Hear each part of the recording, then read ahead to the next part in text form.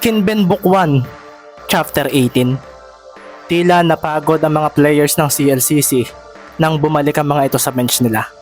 Kakasimula pa nga lang ng laban, ngunit ang mga biglaang pangyayaring ginawa ng Sisa ay tila nagpatamlay sa mga players nito. Gising team, ganito rin ang nangyari last time. May oras talaga na nakakahabol sila. Pero tandaan ninyo, sila ang winless team. Hindi tayo dapat matalo. Gagamit tayo ng small ball lineup. Magpahinga ka muna De La Cruz at Marquez. Salazar at Miranda, mag-ready kayo. Papapasukin ko kayo. Kagaya last year, papagurin natin ang Sisa. Sa oras na mangyari iyon, ay hihina ang kanilang depensa. Seryosong winika nga ng kanilang coach. Si Ray Salazar, 6'1 number 13 at Mikael Miranda 5'9 number 21 ay ipinasok na nga nito. Sila magiging center at power forward ng team sa pagkakataong ito. Dito ay muli na nga nagpatuloy ang game. At sa CLCC ang possession. Kalmado nga nagdi-dribble ng bola si Castillo. Dinedepensahan naman si Yanni Mendez na hindi pa rin siya layuan. Sandali nga siyang bumabagal. Nasusundan niya ng mabilis na paggalaw. Dito nga ay hinuhulaan niya ang gagawin ng kanyang defender. Isang dribbling nga pakaliwa ang ginawa ni Castillo. Pagkatapos nito ay isang biglaang dribbling sa pagitan ng hita ang sunod niyang pinamalas. Pagkatapos din ito ay maliksi siyang tumakbo pa kanan. Nang sundan nga siya ni Ricky ay bigla na lamang itong bumangga sa isang player ng CLCC, si Salazar. Bumagsak tuloy si Mendez dahil sa screen na iyon. Si Castillo naman nga ay ginamit ang pagkakataong iyon upang pumuntos. Dumiretso siya papunta sa basket. Doon ay binantayan naman siya ni Alfante. Huminto naman bigla si Castillo at isang mababang dribbling na sinundan niya ng pagpapatalbog ng bola sa pagitan ng mga paa ni Alfante ang kanyang ginawa. Napacheer kaagad ang mga manonood dahil doon. Nasambot nga ni Salazar ang bola mula sa bounce pass na iyon. Doon nga ay libreng-libre ito habang nakaharap sa basket. Tumalo na nga rin ito para ilagay ang bola roon. Subalit biglang lumitaw si Romero sa harapan nito. Sinabayan din ito ang kanyang pagtalon. Isang malakas na tunog nga ng bolang tinamaan ng kamayang umalingaw-ngaw sa buong court. Isang malinis na block ang napagtagumpayan ni Romero. Pagkalapag nga rin ito ay kumaripas agad siya ng takbo patungo sa side nila. Seryosong-seryoso nga ang mga mata ng ace player ng Sisa. Nakuha naman ni Kunana ng bola at doon na nga nagsitakbuhan ng lahat. Napasigaw agad ng defense ang bench ng CLCC na sinabayan pa ng mga taga-suporta nila. Tila bumagal naman ang dribbling ni Kunanan at doon ay naging alerto ang bumabantay rito. Isang mababang dribbling ang ginawa rin ng ball handler na agad na nasundan ng isang pasa patungo sa likuran nila. Nasambot nga ay yun ni Romero. Isang mabilis na double team defense din agad ang nakita niyang paparating sa kanya kung kaya. Agad niya itong ipinasa kay Alfante na dinadasik ang medyo maliit na bantay sa may painted area. Pagkasambot nga nito sa bola ay isang post move ang ginawa niya. Sinandalan niya ang depensa at hindi nagpatalo sa lakas noon. Nang mapansin niyang ayos na ay doon na nga siya tumalon. Sinabayan din nga kaagad siya ni Salazar, subalit wala itong nagawa at bigla na lamang itong matumba. Pagkatapos noon ay walang kahirap-hirap na ipinasok ni Alfante ang bola sa ring. Tumunog din nga ang silbato ng referee at kasunod noon ay ang pagpasok ng bola sa basket. Foul number 13, basket counted. Bulalas ng referee at kasabay noon ay ang pagsigaw ni Alfante sa ilalim ng basket. Mananalo kami rito, sabi pa niya sa sarili at pagkatapos ay walang kahirap-hirap din niyang naipasok ang bonus free throw na ipinagkaloob sa kanya. 11-8. Napacheer nga rin ang mga taga-Sisa nang pumasok ang bonus free throw ni Alfante. Pagkakuha naman nga ni Castillo sa bola ay siya namang mabilis sa paglapit ni Ricky rito.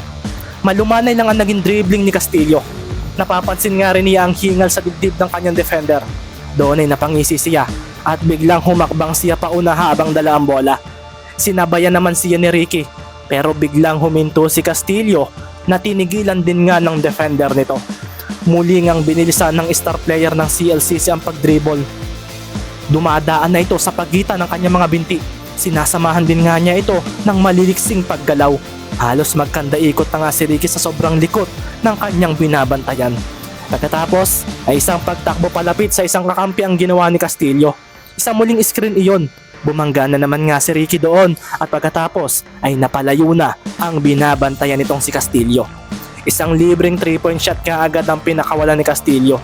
Doon na nga dumagundong ang malakas na cheer ng mga taga CLCC matapos pumasok iyon. 11-11. Nagpatuloy nga ang laro hanggang sa matapos ang unang quarter. Naging maganda nga ang palitan ng puntos ng magkalabang team at mas dumikit ang depensa nila sa isa't isa. Tabla nga sa 23 ang score at nagsibali ka na rin ng mga players sa kanilang bench. Pagod na pagod nga si Ricky sa buong quarter na iyon. Masyado raw maliksi si Castillo. Masyado rin daw itong magalaw sa loob ng court.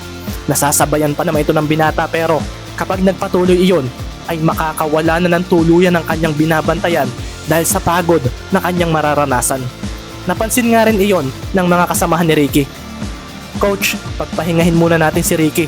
Sambit ni Alfante. Kami na munang bahala. Sambit naman ni Romero na naliligo na rin sa pawis. Magpahinga muna kayong 5. Ang second unit muna maglalaro sa unang 5 minuto ng second quarter.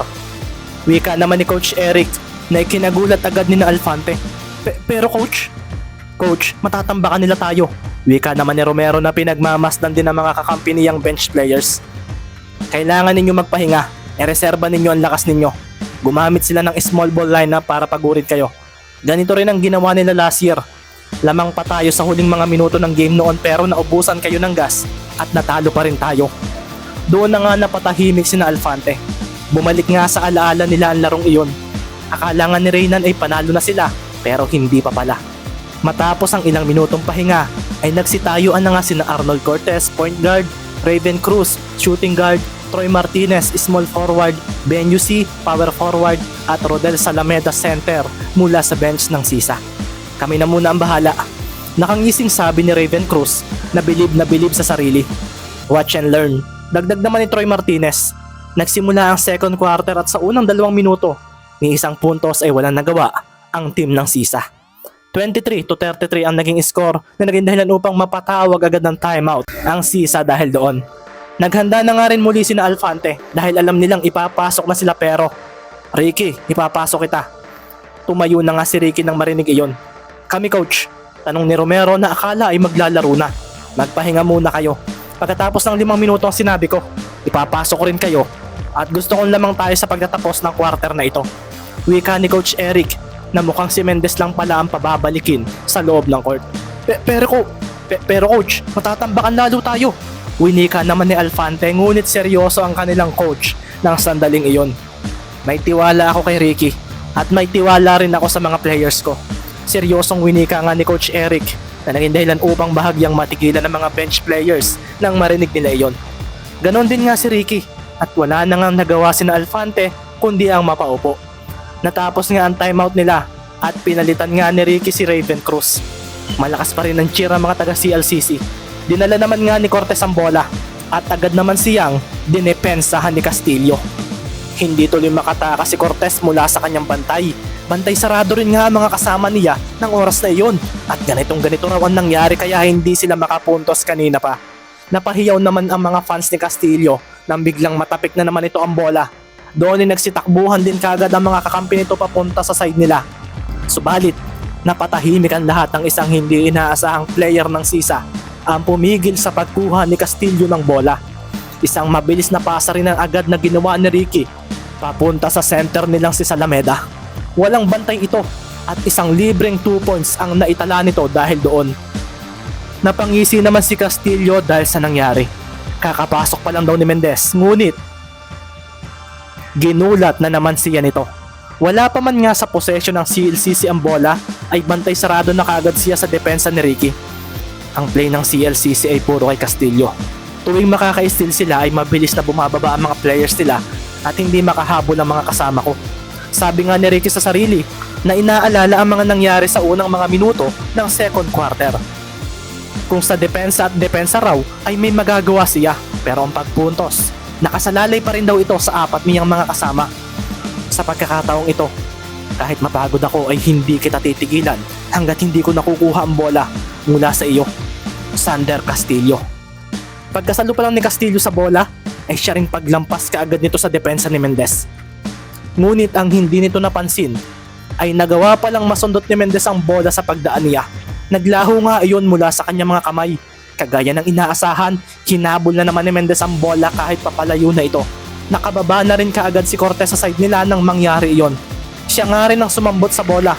Siya nga rin ang sumambot sa bolang ibinato ni Ricky at pagkahinto nito sa 3-point area ay agad niya itong itinira. Nagmintis ang tirang iyon pero si Ricky pa nga ang nakakuha ng rebound. Kumaripas kasi ito ng takbo palapit sa basket. Papalapit na nga rin sa kanya ang mga taga CLCC para bantayan siya. Napatingin din nga si Ricky sa basket. Kung maiipasok daw niya ito ay ito ang kauna-unahan niyang puntos.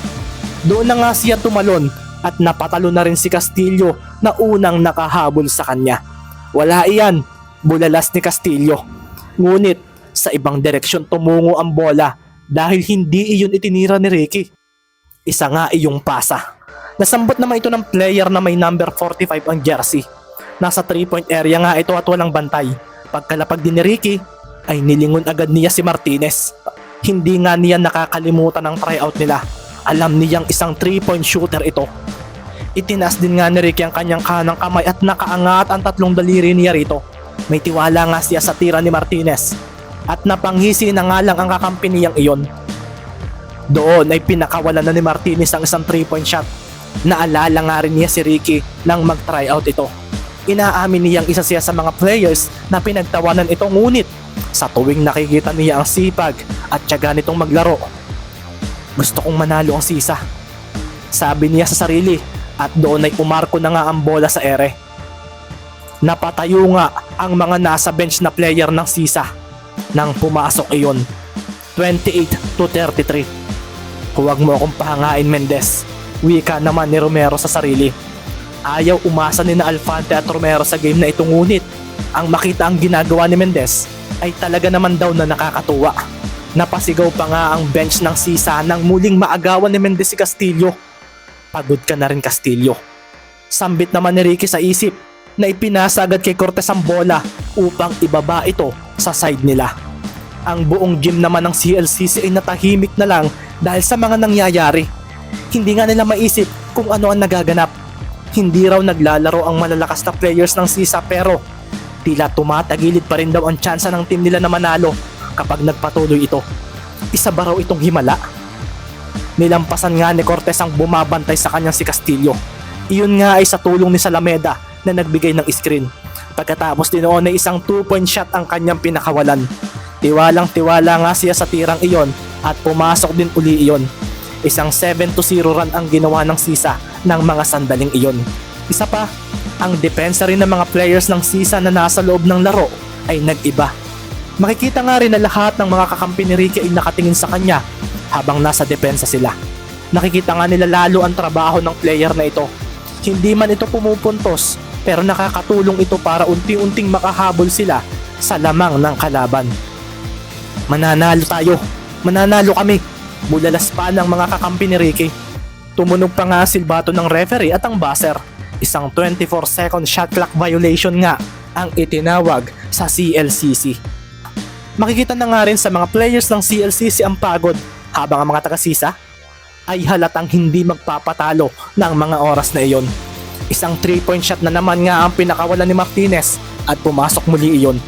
Tumabla na nga ang score sa 33 dahilan upang tumawag na ng timeout ang CLCC. Masiglangan nagsibalikan ng mga players ng sisa na todong akbay at palo pa kay Ricky. Ang galing mo, pre. Napigilan mo nga talaga si Castillo, ang lupit mo. Tila bingi naman si Ricky sa mga papuring iyon at mas pinili na lamang niyang uminom ng tubig. Napatingin naman nga si Coach Eric sa bench ng CLCC ng oras na iyon. Reynan, mag-ready na kayo. Ipapasok ko na kayo. Ricky, magpahinga naman uli kayo. Dito na nga napatayo sina Alfante.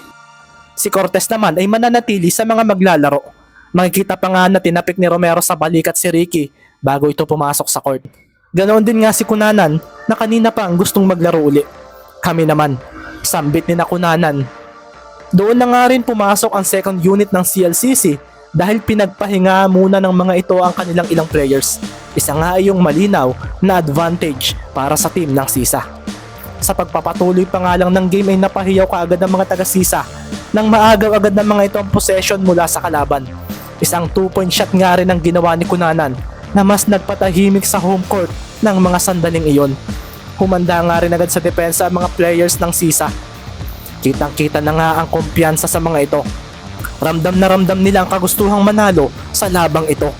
Mananalo tayo team. Sambit pa nga ng kanilang team captain na sinundan din ng malakas na oo ng 4. Natapos na nga rin ang first half sa score na 50-38. Doon nga ay inis na bumalik si Castillo sa bench ng CLCC dahil tinambakan sila ng tinaguriang winless team ng CBL. Mga walang kwentang kakampi ito. Inis nitong sinabi sa isip na napasipa na lang bigla sa basong pinag-inuman niya ng tubig na kasalukuyang nasa sahig sa harapan niya.